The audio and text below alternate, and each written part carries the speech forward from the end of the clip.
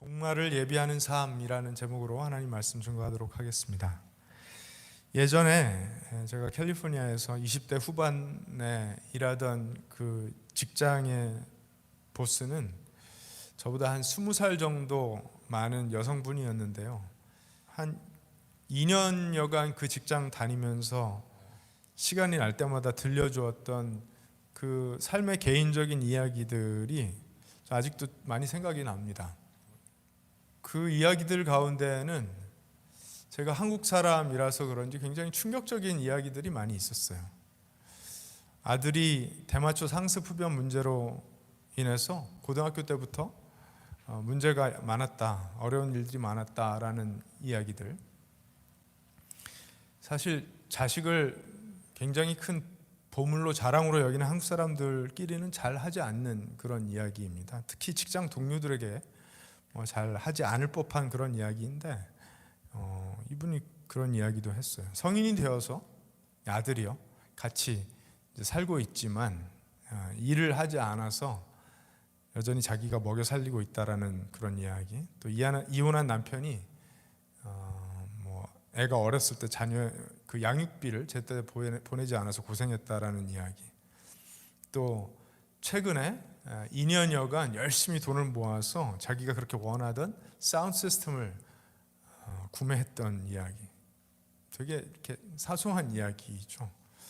네브라스카로 혼자 여행을 가서 굉장히 이렇게 즐거웠던 그런 이야기. 또 교회에서 성가대를 섬기는데 그 성가대 안에서 벌어지는 드라마들, 이런 이야기들을 저에게 들려주었었습니다. 사실 요즘은 직장 동료는 물론이고 친구들이나 또 가까운 사람들끼리 자기의 개인적인 그런 사생활의 이야기들을 서로 잘 나누지 않는 그런 시대를 우리가 살고 있기 때문에, 특히 어쩌면 이제 체면 문화에 갇혀 사는 한국 사람들끼리는 자기에게 이렇게 부끄러운 이야기가 될 법한 이야기는 절대로 안 하죠. 그런 관점에서 보면 이 직장 상사가 저에게 들려주었던 이야기가 꽤나 이제 놀라운 관점으로 다가올 수 있습니다. 그런데 그런 이야기들을 들으면서 제 안에 자식을 도대체 어떻게 키웠길래 그렇게 고등학교 때부터 대마초를 피우고 문제가 있었나, 이런 마음, 그러니까 판단하는 마음이나 정죄하는 마음이 일체 없었습니다. 그냥 지금도 그분을 생각하면 기분이 좋고 감사하다라는 느낌이 있습니다. 왜냐하면 저를 직장 동료일 뿐만 아니라 인생을 옆에서 더불어 살아가는 친구로 여겨주었기 때문에 이런 이야기들을 한 것이 아닐까 생각하기 때문에 그렇습니다. 누구나 부족한 부분들이 많이 있고 누구나 삶에 어려움이 있잖아요. 근데 그것이 마치 없는 것처럼 살아간다면 사람과 사람이 인간적인 관계를 맺기는 굉장히 어려울 것입니다. 누군가 그런 이야기를 나누었을 때 그것을 어떤 정죄의 이유 삼는다든지 그 사람의 능력을 평가하는 어떤 판단 기준 삼아 버리면 우리는 사실 별로 나눌 이야기들이 없습니다. 제가 이제 목회를 하면서 문득 떠오르는 장면들이 있습니다. 교회를 담임하는 담임 목사로서 그 교회의 고등부 학생이 이제 어느 비 오는 날 제가 국수를 한 그릇 사줬는데 그 친구가 저에게 목사님, 비 오는 날 목사님이랑 이렇게 국수 먹으니까 참 좋네요, 이런 이야기를 해준 것들 기억이 납니다. 왜냐하면 어린 고등학생이 자기가 다니는 교회 담임 목사라는 어떤 그 신분이나 어쩌면 계급이나 어쩌면 나이 차이나 이런 거 상관하지 않고 그냥 비 오는 날 같이 국수 먹으니까 좋다라는 감정을 표현한 것은 이 세상을 살아가는 인간 대 인간으로서 나는 감정이니까 그게 너무 좋더라고요. 그런데 그것을 이 조그만 놈이 못하는 얘기가 없네, 이렇게 생각한다든지, 야 내가 돈도 없는데 너 이렇게 국수 사 먹이느라고 지금 허리가 휜다, 이런 생각을 만약에 한다면 더 이상 관계는 없고 나눌 이야기도 없어지는 것입니다. 예수님 당시 이스라엘 사회는요, 재정일치 사회였습니다. 그러니까 유대교라는 종교가 사회의 모든 것의 기준이 되는 그런 사회였습니다. 그래서 종교적 열심이 사회에서 실력으로 평가받는 그런 사회였습니다. 종교적 열심이 권력과 명성과 부와 아주 직결되는 그런 사회였습니다. 권력과 명성과 부는 나라는 존재를 지키기 위해서 필요한 것이죠. 나라는 존재를 높이기 위해서 필요하다고 느끼는 것이고 더 많이 갖기를 원하는 그런 것입니다. 그런데 그것을 갖게 되는 방법이 종교적 열심이라는 어떤 기준이었기 때문에 굉장히 안타까운 상황들이 펼쳐지고 있었어요. 조금이라도 그 종교적 열심이 부족하다고 느껴지면 그것을 정죄의 이유 삼아 버리고 그 사람의 실력을 평가하는 판단 기준 삼아 버렸기 때문에 경직되고 긴장된 상황 속에서 시스템이 돌아갈 수밖에 없었죠. 그래서 그 종교적 열심으로 사람들 눈에 어떤 탁월한 사람으로 나타난 사람들은 부와 명예와 힘을 얻게 되는 것이고, 그렇지 않으면 또 그럴 수 없는 것이고, 그런 세상이었습니다. 그런데 여러분, 예수님 당시의 그런 재정일치 사회, 유대교가 사회 전반에 모든 시스템과 직결되어 있는 그런 사회든지, 아니면 지금 우리가 살아가고 있는 이 사회든지, 사람 사는 세상은 다 똑같습니다. 사람 사는 세상은요, 우리가 사는 세상은 사람과 사람으로 이루어져 있습니다. 우리가 하나님 나라라는 표현을 많이 사용하잖아요. 그렇죠? 하나님 나라가 교회를 통해 이 땅 가운데 이루어져야 된다라고 이야기들을 많이 하는데, 하나님 나라는 하나님이 다스리는 나라이긴 하지만 그 나라 역시 사람과 사람이 사는 나라입니다.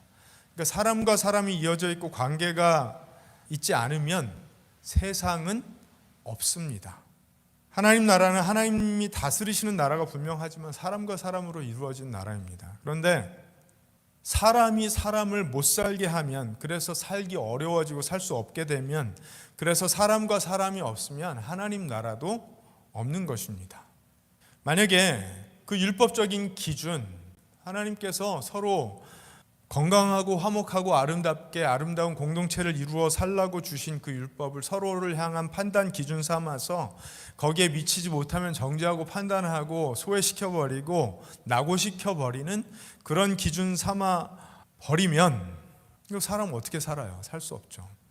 그래서 예수님은 3년 공생애를 지나시는 동안에 그 소외되고 연약하고 아파하는 사람들을 꾸짖으신 적이 별로 없습니다. 꾸짖으신 대상들이 있는데요, 주로 이제 이스라엘 사회에서 힘을 갖고 있는 사람들, 종교적 기득권을 갖고 있는 사람들은 아주 혹독하게 혼이 났습니다. 그리고 예수님의 제자들, 12사도들이 좀 혼이 난 편입니다. 왜냐하면 당연히 특권을 갖고 있었기 때문에, 특혜를 받고 있었기 때문에 예수님과 아주 가까이에서 예수님의 가르침을 듣고 예수님의 이적을 보고 예수님의 음성을 듣고 예수님과 식사를 나눌 수 있었던 그 사람들이 보여야 되는 믿음의 기준은 조금 더 높았기 때문에 좀 혼이 났죠. 이스라엘 사회에서 당연히 모범이 되고 잘 백성들을 리드해야 되는 사람들이 혼이 났습니다. 오늘 본문에 보면 역시 율법학자들에 대한 경고의 말씀이 있습니다. 20장 46절 말씀을 보면 율법학자들을 조심하여라. 그들은 예복을 입고 다니기를 원하고 평상복을 안 입고 이제 예복을 입고 다니는 것이죠. 나는 구별된 사람이라는 어떤 티를 내는 것입니다. 장터에서 인사받는 것과 회당에서 높은 자리와 잔치에서 윗자리를 좋아한다. 그러니까 굉장히 권력적이고 권력을 좋아하는 그런 사람들이고, 그들은 과부들의 가산을 삼키고 힘과 명예와 부를 좋아할 뿐만 아니라 그것을 성취하는 방법으로 과부들은 이제 누가복음에 아주 자주 등장하는 상징적인 계층이죠. 힘이 없고 약하고 소외받기 쉬운 그런 계층을 대표하는 사람인데, 이 율법학자들이 이 과부들의 가산을 삼킨다라고 말씀을 하십니다. 그러니까 힘과 권력과 명예를 그렇게 좋아하는 기득권 종교층이 이렇게 연약하고 소외되기 쉬운 계층의 사람들을 불의하게 짓누르고 억압하고 그것으로 인해서 자신들의 이득을 챙기더라는 것입니다. 그렇게 불의한 자들이 또 사람들 앞에서는 남에게 보이려고 길게 기도한다, 이렇게 말씀하십니다. 그러니까 가식이 철철 넘치는 것이죠. 그들은 더 엄한 심판을 받을 것이다. 오늘 본문에서는 율법교사, 율법학자들이 등장을 하지만 우리가 지금까지 살펴보아온 말씀들을 보면 예수님은 당시 이스라엘 사회에 종교적으로 모든 권력을 갖고 있었던 계층들을 다 꾸짖으십니다. 바리새파 사람들, 사두개파 사람들, 오늘은 이제 율법학자들, 제사장들, 이 사람들을 다 꾸짖으십니다. 종교적 열심을 권력과 부와 명성으로 연결시켜서 더불어 살아가고 있는 사람들을 이롭게 하는 것이 아니라 결국은 자신들의 권력을 키우고 자리를 지키고 결국 스스로를 우상 삼아 자기 자신을 예배하고 있었던 이 사람들, 멋진 옷과 높은 자리를 뽐내면서 겉으로 경건한 척하고 있었지만 경건의 능력은 없었던 사람들, 경건의 능력을 사모하지도 않았던 사람들, 탐욕과 위선으로 가득했던 이 사람들을 예수님은 아주 신랄하게 꾸짖으셨습니다. 이런 내용이 한두 번 나오는 것이 아니라요, 복음서를 보면, 특별히 누가복음을 보면 지속적으로 이들에 대한 비판이 이어지고 있습니다.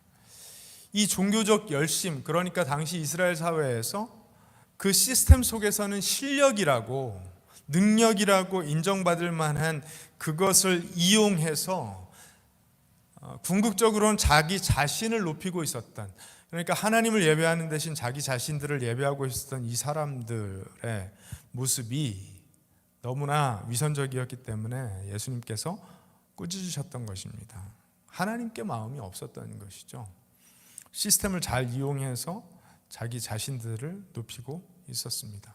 그런데 이 이야기와 바로 이어서 오늘 예수님께서 어떤 과부의 이야기를 또 언급을 하십니다. 21장 말씀으로 넘어가 보니까 부자들이 그 성전 앞에서 헌금을 이제 많이 하는데, 많이 했겠죠, 부자니까. 근데 2절 말씀을 보면, 21장 2절 말씀을 보면 또 어떤 가난한 과부가 거기에 렙돈 2잎을 넘는 것을 보셨다. 아주 사소한 금액을, 아주 적은 금액을 헌금했던 것입니다.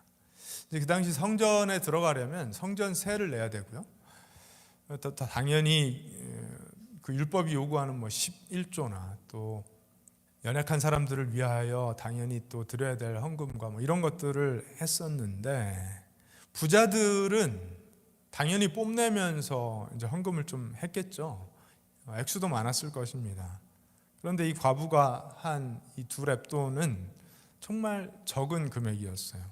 그런데 예수님께서 이렇게 말씀을 하십니다. 3절을 보니까 내가 진정으로 너희에게 말한다, 이 가난한 과부가 누구보다도 더 많이 넣었다. 그 액면가로는 사실 부자들과 비교가 안 되게 적은 금액이었겠지만 그 사람들은 다 넉넉한 가운데서 헌금을 했고, 이 과부는 구차한 가운데서, 정말 빈곤한 가운데서 가지고 있는 생활비를 전부 털어 넣은 것이다, 이렇게 말씀을 하세요. 그러니까 다 드렸다, 이렇게 말씀하시는 것이죠. 그 액면의 액수가 중요한 것이 아니라 프로포션으로 볼 때 다 드렸다, 이렇게 말씀하시는 것입니다. 그러면 이 말씀은 헌금을 이렇게 하라고 하시는 말씀이구나, 받아들이기 쉽습니다. 사실 그런 측면이 아주 없다고 하기는 어렵죠.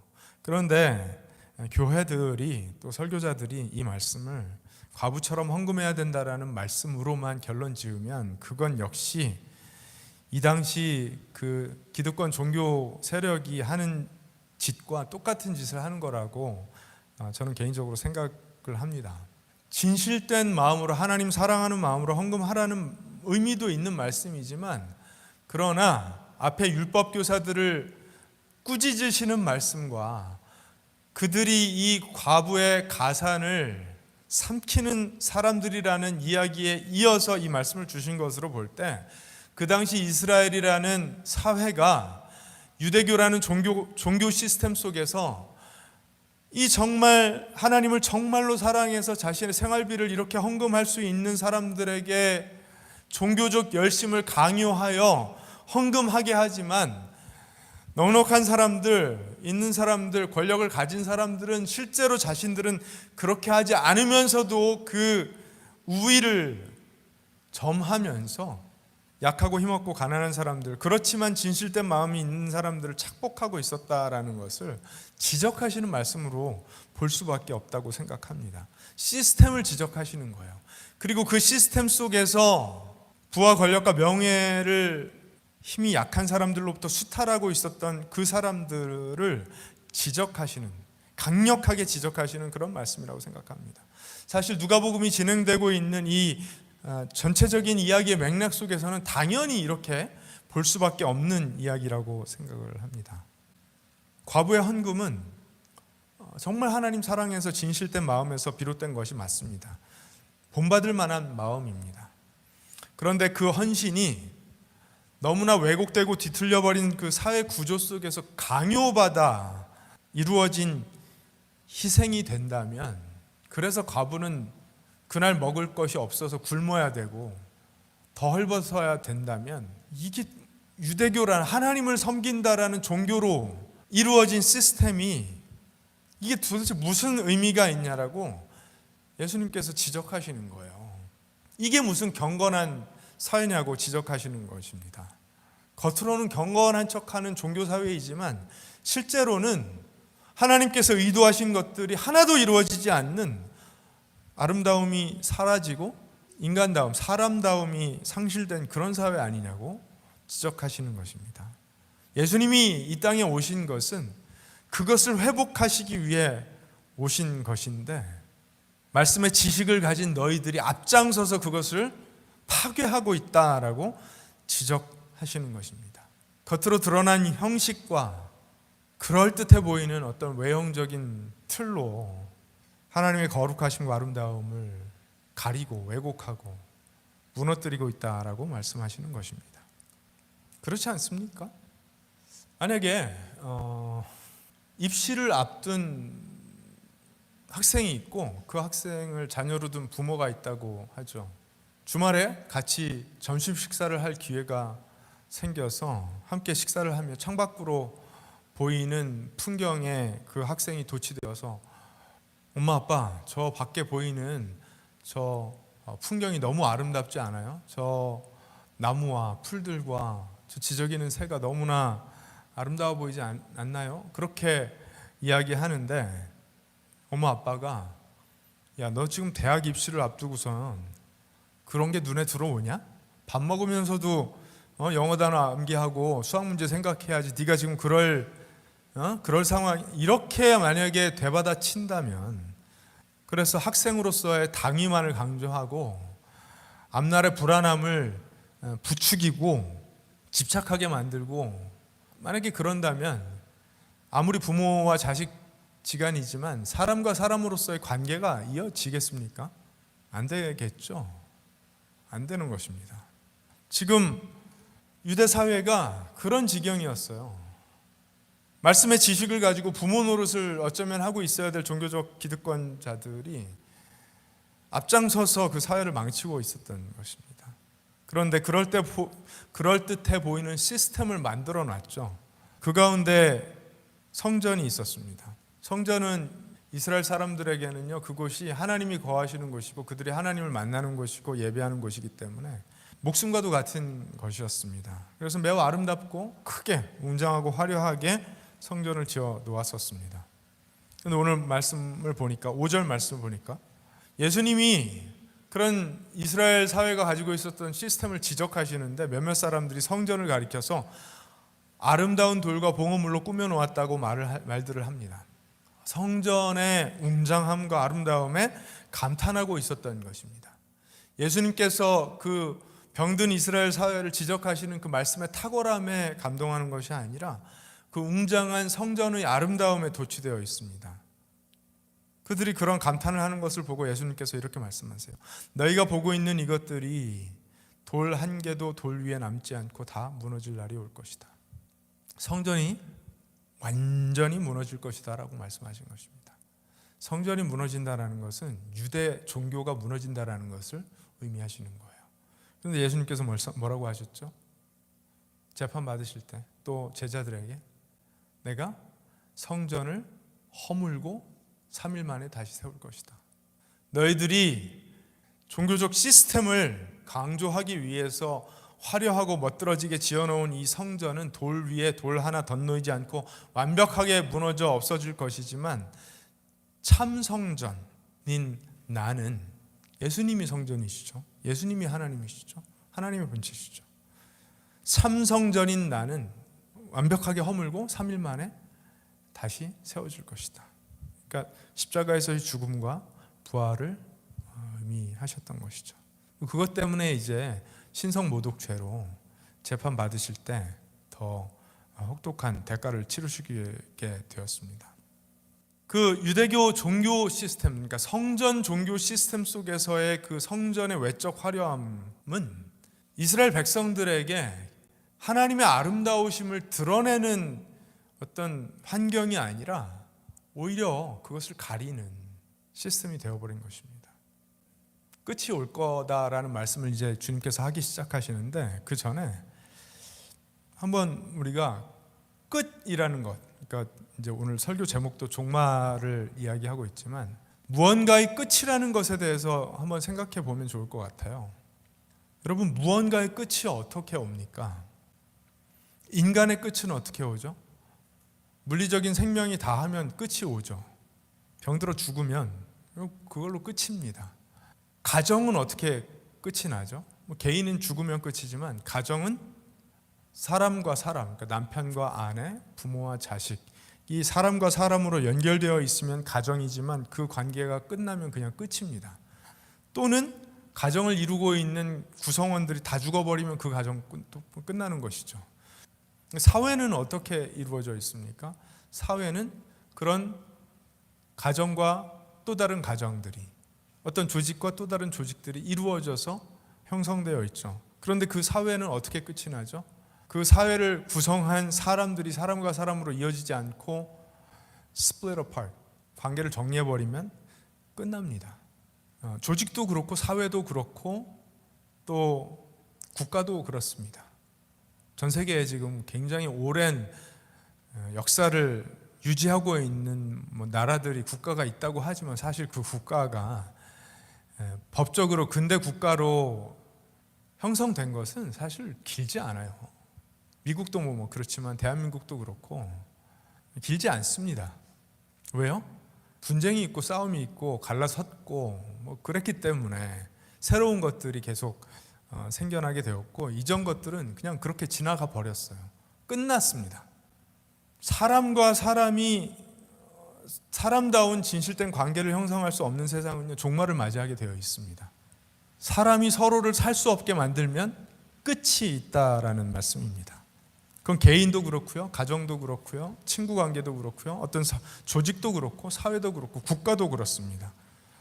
세상도 그럴 것입니다.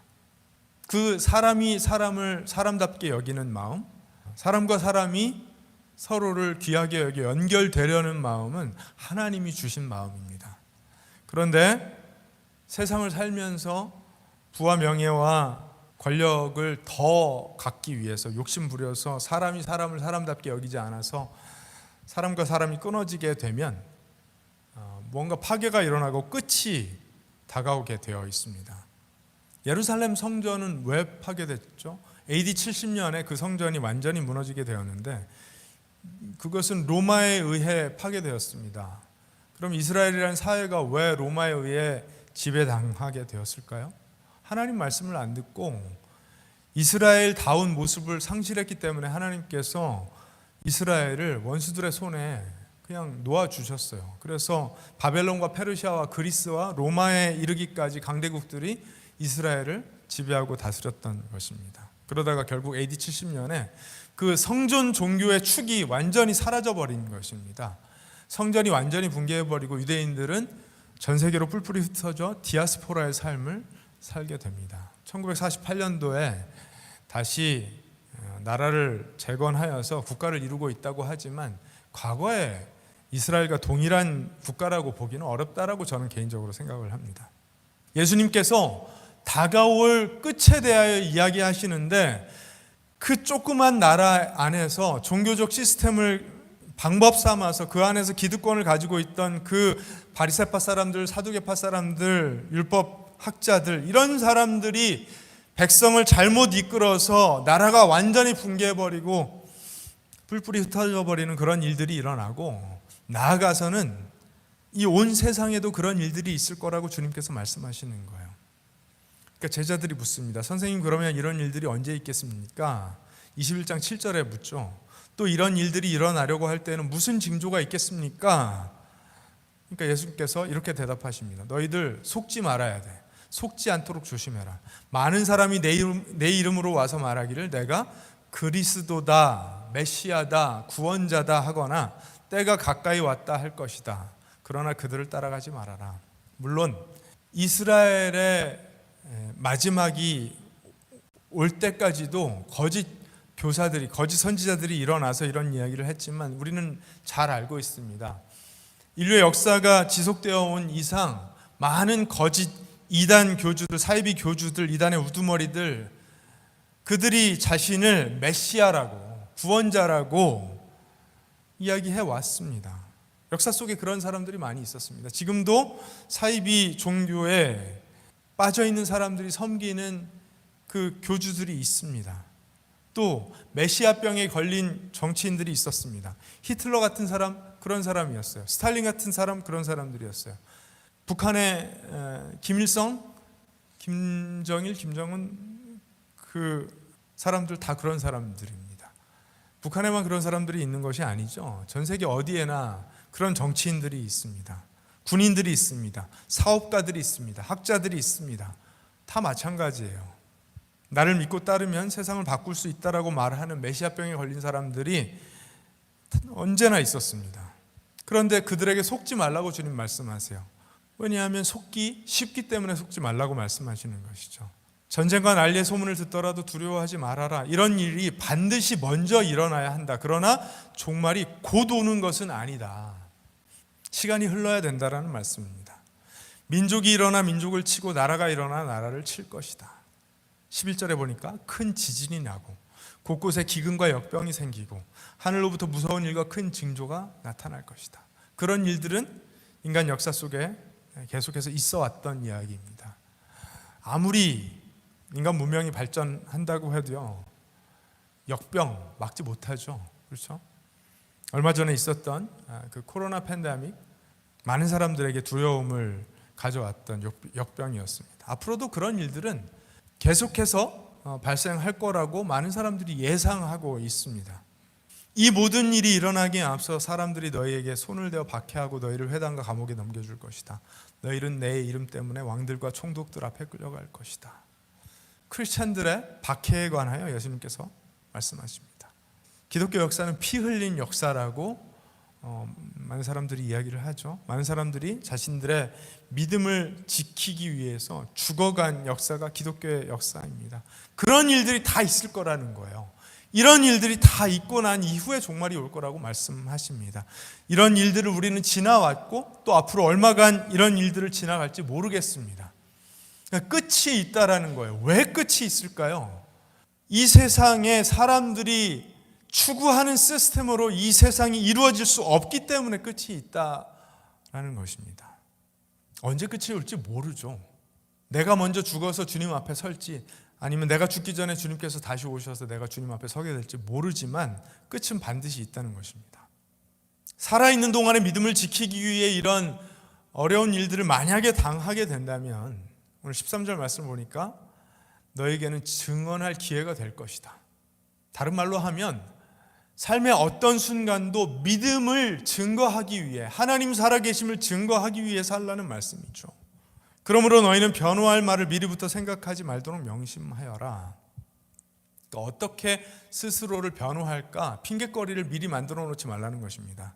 저는 이 말씀이 굉장히 인상적이었어요. 왜냐하면 그런 상황이 닥쳤을 때 worst case scenario 속에서 나는 내 믿음을 어떻게 지키고 어떻게 나를 변호할 수 있을까 생각을 하면은요, 그 상황을 설정하고 만약에 말할 것을 준비한다면 그것은 정해진 각본에 의한 어떤 대사의 낭독이 되겠죠. 그렇죠?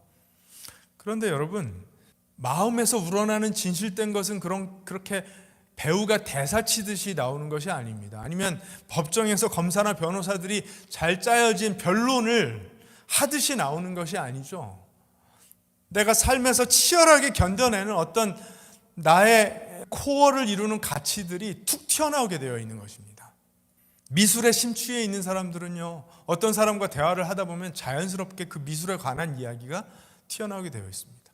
음악에 심취한 사람들은 튀어나오게 되어 있습니다. 스포츠에 심취한 사람들은 대화 속에서 자연스럽게 자기가 관심이 있는 그 스포츠 이야기가 나오게 되어 있고요. 또 많은 상황 속에서는 돈 이야기가 튀어나오죠. 왜냐하면 우리는 다 돈에 관심이 많기 때문에 그렇습니다. 마찬가지로 만약에 우리가 이 어려운 세상 속에서 믿음을 가지고 어떻게 하나님을 증거하는 삶을 살아가고 그리스도께서 우리에게 주신 가치를 갖고 살아갈지를 고민하고 묵상하고 날마다 배워가기를 힘쓰고 실천하려고 한다면 그런 것들은 미리 준비하지 않아도 튀어나올 것이기 때문에 그렇습니다. 예수님께서 말씀하세요. 나는 너희의 모든 적대자들이 맞서거나 반박할 수 없는 구변과 지혜를 너희에게 주겠다. 삶으로 살아낸 사람들은 당연히 흘러나올 증언이 있다라는 말씀일 것입니다. 삶이 준비되어 있으면 마음이 준비되기 마련이고 마음이 준비되어 있으면 진심이 나오기 마련이기 때문에 그럴 것입니다.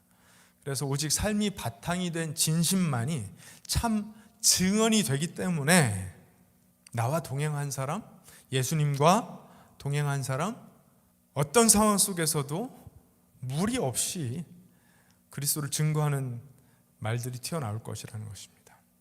그러면서 이런 말씀도 하세요. 너희의 부모와 형제와 친척과 친구들까지도 너희를 넘겨줄 것이요, 너희 가운데서 더러는 죽일 것이다. 믿음 지키며 살려고 애쓰다 보면 이런 일들까지 겪게 될 것이라는 것입니다. 너희는 내 이름 때문에 모든 사람에게 미움을 받을 것이다. 그러나 너희는 머리카락 하나도 잃지 않을 것이다. 이상한 말씀입니다. 내가 가장 가깝게 여기는 사람들에게 배신당하고 등 돌리는 일들이 일어나고 더러는 죽기까지 할 것인데 주님께서는 머리카락 하나도 잃지 않을 것이라고 또 말씀을 하세요. 앞뒤가 전혀 들어맞지 않는 말씀입니다. 무슨 말씀일까요? 이 땅에 살아가면서 물리적으로는, 정신적으로 어려움 당하고 때로는 고통 당하고 때로는 죽기까지 할 수도 있지만, 그러나 영원을 약속받은 사람들이기 때문에, 부활할 것이기 때문에 하나님께서 우리에게 약속하신 그 영원에 어떤 것도 잃어버리지 않을 것이라는 말씀을 주시는 것이죠. 너희는 참고 견디는 가운데 너희의 목숨을 얻어라.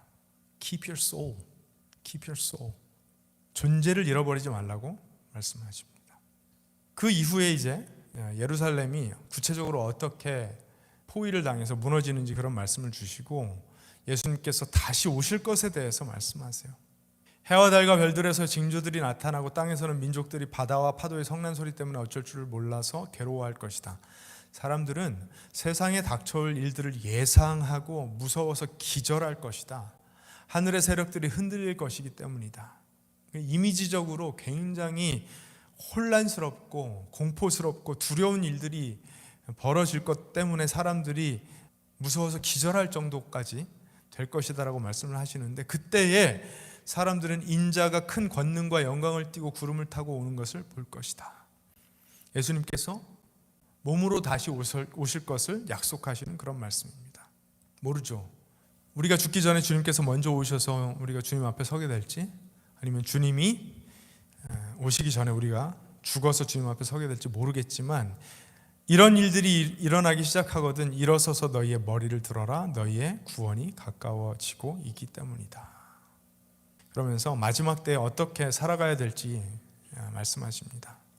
무화과 나무와 모든 나무를 보아라. 잎이 돋으면 너희는 스스로 보고서 여름이 벌써 가까이 온 줄을 안다. 이와 같이 너희도 이런 일들이 일어나는 것을 보거든 하나님의 나라가 가까이 온 줄로 알아라.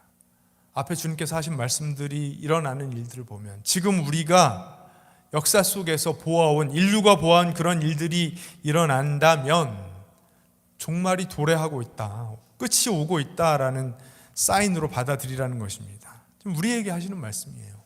내가 진정으로 너에게 말한다. 이 세대가 끝나기 전에 이 모든 일이 다 일어날 것이다. 하늘과 땅은 없어질지라도 내 말은 절대로 없어지지 않을 것이다. 너희는 스스로 조심해서 방탕과 술 취함과 세상살이의 걱정으로 너희의 마음이 짓눌리지 않게 하고 또한 그 날이 덫과 같이 너희에게 닥치지 않게 하여라. 종말을 예비하는 삶을 살라고 말씀하십니다. 이것을 피할 수 있는 사람 없다고 말씀하십니다. 개인의 종말이 먼저 오든 아니면 세상의 종말이 먼저 오든 종말은 온다라고 말씀하시는 거예요. 그러니 너희는 앞으로 일어날 이 모든 일을 능히 피하고 또 인자 앞에 설 수 있도록 기도하면서 늘 깨어 있으라.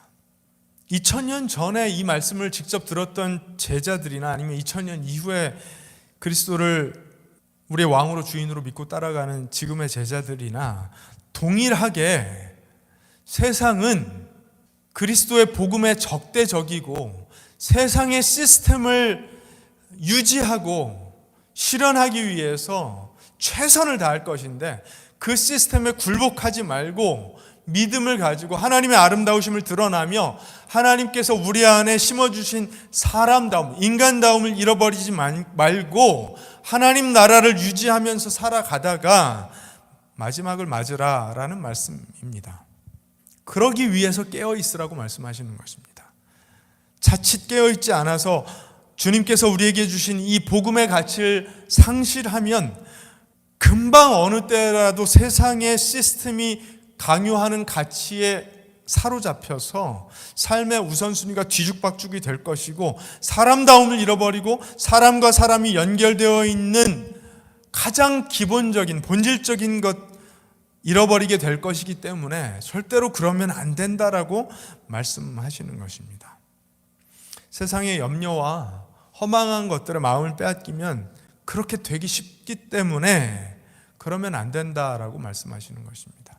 2000년 전 유대 사회에서 그 말씀의 지식에 탁월하다던 사람들, 백성들에게 말씀을 가르치고 말씀을 살아내는 것으로 본을 보여야 될 사람들이 그 종교 시스템 속에서 기득권을 차지하고 그 위에 군림하려는 그 모습을 보면서 하나님께 진실된 헌금을 드릴 수 있었던 그 과부의 진실됨을 이용해서 불의를 일삼던 그 사람들 반면교사 삼아서 그들을 향한 경고를 마음에 새겨서 우리는 절대로 그러지 말라고 말씀하시는 것입니다.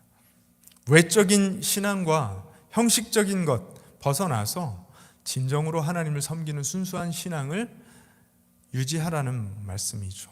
그러니까 어떤 형식과 전통과 틀이 아주 필요 없다라는 말씀 아닙니다. 사람이 모이려면 건물이 있어야죠. 그러려면 교회 건물도 있어야 됩니다. 가정이 유지되기 위해서 가정이 살아갈 집이 필요한 것과 동일한 원리입니다.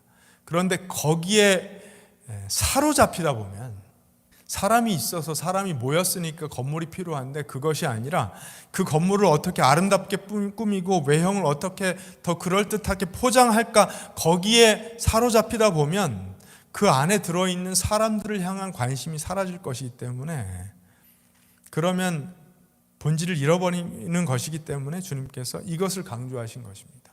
본질을 잃어버린 유대 사회는 결국은 붕괴로 그 끝이 나게 될 것이고 주님은 그 사회의 붕괴를 통해서 참된 것의 회복과 부활을 우리에게 보여주신 것입니다. 그럼에도 불구하고 이 세상은 반드시 끝이 있을 것이기 때문에 그 마지막을 준비하며 살아가라고 주님 말씀하십니다. 하나님 나라의 본질이 무엇인지 분별할 능력을 주님은 말씀을 통해서 주시는데 그 말씀을 받은 사람들이 하나님께서 주신 마음을 잃어버리면 본질과 비본질적인 것을 섞어버려서 능력을 잃어버리게 된다라는 말씀입니다. 이 말씀을 정리하자면요, 그리스도인들은 사람과 사람이 서로 때문에 살만해지는 삶을 만들라라는 말씀으로 정리를 할 수가 있겠습니다. 사람이 사람 때문에 살기 싫어지는 그런 세상 만들지 말고 사람이 사람 때문에 살고 싶어지는 그런 세상 만들라고 주님 말씀하시는 것입니다. 세상에 그런 가치들이 점점 사라져서 모든 것을 효율과 결과와 효능으로만 판단을 하니까 사람이 설 자리가 점점 사라지잖아요. 사람과 사람이 연결될 피로도 사라지고 욕구도 사라지잖아요. 그렇죠? 그래서 점점 그런 사회가 되어서 설령 종말이 찾아온다고 해도 크리스찬들은 결코 그 본질을 놓치지 말라는 말씀입니다. 과부의 그 진실된 헌신을 본받을 줄 아는 삶, 그리고 그렇게 약하고 소외받기 쉬운 과부도 살만해지는 그런 세상을 만들어가는 저와 여러분 되기를 간절히 소망합니다. 기도하겠습니다.